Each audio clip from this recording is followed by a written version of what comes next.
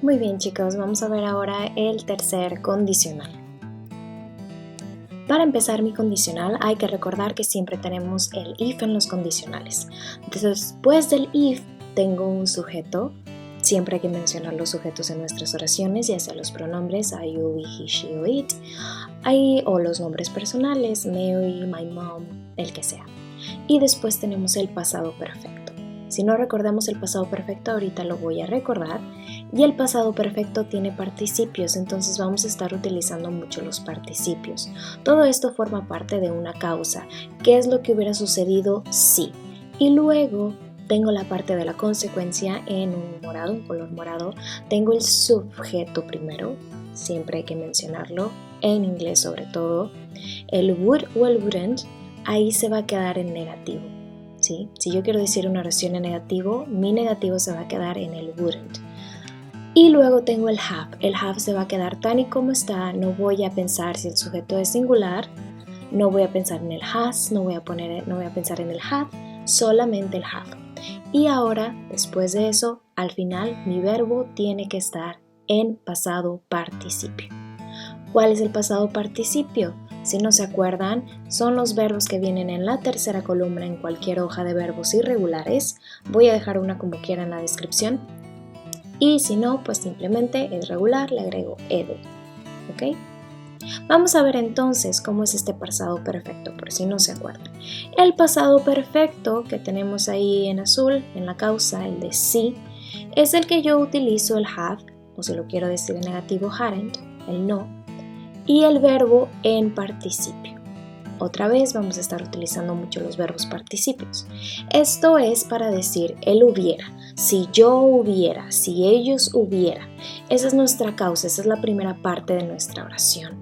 Estamos tratando de decir situaciones en el pasado que son imaginarias. ¿Qué hubiera pasado si esto? ¿Qué hubiera sucedido si tal persona hubiera realizado tal acción? De esto se trata el condicional 3. Ahora vamos a ver más ejemplos. Otra vez, recordando que podemos empezar con la causa, que es el if, el sujeto y el pasado perfecto, y la consecuencia, que es el sujeto. Siempre hay que empezar con sujetos. Y después tenemos el would, el wouldn't, el have y el participio. ¿Sí? Acuérdense que estas dos son intercambiables y ahorita vamos a ver un ejemplo en el que podemos empezar primero con la consecuencia y después con la causa y pues obviamente viceversa. Empezamos entonces, if you had studied, you would have got a 100. Tenemos el if, sujeto you, tengo el pasado perfecto had y el participio de study es studied. Y luego tengo la consecuencia en moradito, dice you, que es el sujeto, no estoy utilizando un negativo, utilizo el would. Y luego tengo el have, que siempre tengo que tener el have. Y el verbo en participio que tengo aquí es el got. Puede utilizarse el got o puede utilizarse el gotten. Gotten se utiliza más en el sur de Estados Unidos. Ahora tenemos el siguiente ejemplo. If I had adopted a dog, I would have named it Scooby. Si yo hubiera adoptado un perro, yo lo hubiera llamado Scooby. Estamos hablando de situaciones en el pasado. A lo mejor tuvieron una situación en la que pudieron haber adoptado un perro porque estaban en eso y no lo adoptaron. Entonces, son cosas que a lo mejor son imaginarias, que se podrían cambiar en un futuro, pero esto es sobre situaciones que sucedieron en el pasado. Por ejemplo, if my mom hadn't married, a lo mejor tu mamá ya está casada, entonces esta situación es imaginaria.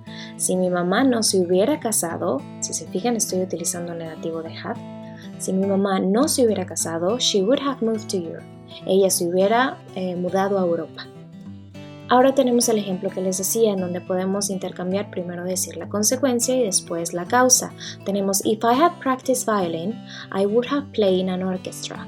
Tenemos if, sujeto, pasado perfecto, have practiced.